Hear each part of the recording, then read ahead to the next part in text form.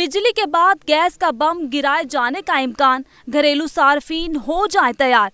महंगाई में पिसते अवाम को हुकूमत एक और झटका देने को तैयार। घरेलू सार्फिन की गैस की कीमतों में 200% इजाफे का फैसला।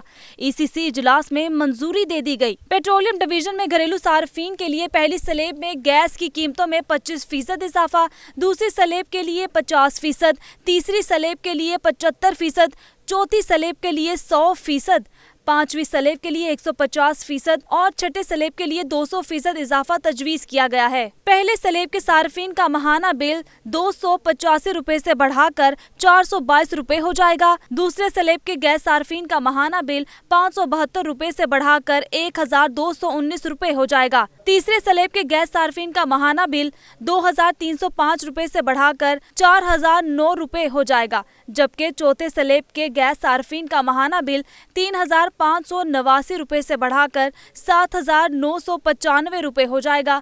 पांचवी स्लैब के गैस सार्फिन का माहाना बिल 13,508 रुपए से बढ़ाकर 14,373 रुपए होगा।